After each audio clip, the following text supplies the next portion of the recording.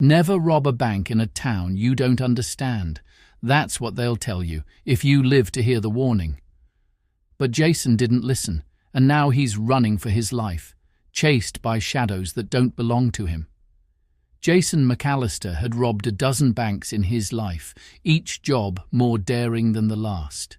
Small towns were his bread and butter, minimal security, complacent staff, and townsfolk too slow to react. His system was simple and always worked. But when he rolled into Ash Hollow, something felt off. Maybe it was the silence that greeted him, or the strange way the townspeople stared as if they already knew him.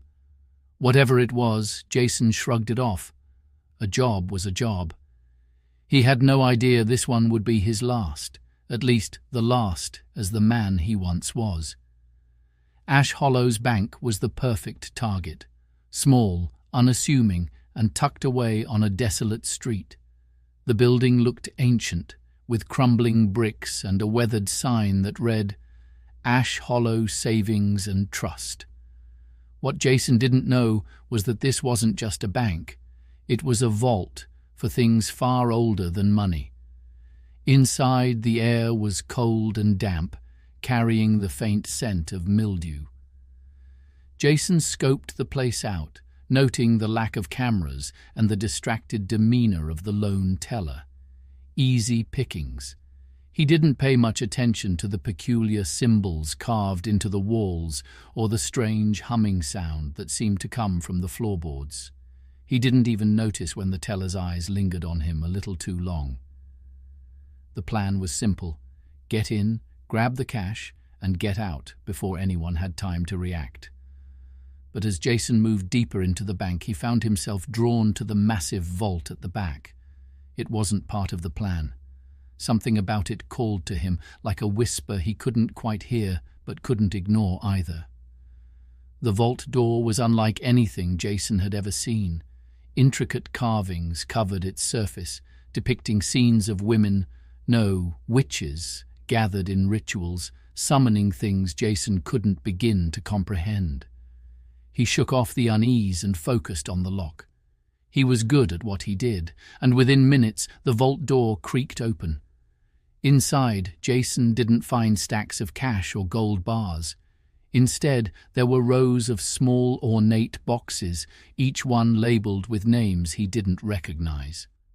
The air grew heavier as he stepped inside, his flashlight flickering despite the fresh batteries. He reached for one of the boxes, a deep crimson one with a faint glow, and pried it open. The contents were strange. A bundle of dark, withered herbs, a vial of something black and viscous, and a piece of parchment with symbols Jason couldn't read. Disappointed, he moved to the next box and the next, until he found one that felt warm to the touch. Inside was a coin, a single ancient-looking coin with an inscription that seemed to shift as he stared at it. Jason pocketed the coin, figuring it might be worth something, and grabbed a few more boxes for good measure. As he turned to leave, the vault door slammed shut, plunging him into darkness. At first, Jason thought it was the wind or some kind of mechanism, but then he heard it. Whispers. They came from everywhere and nowhere, speaking in a language that sent shivers down his spine. The air grew colder, and shadows began to move on their own, slithering across the walls like living things.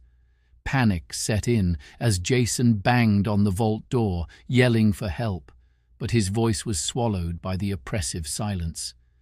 The whispers grew louder, turning into screams, and Jason realized they weren't coming from the room. They were inside his head.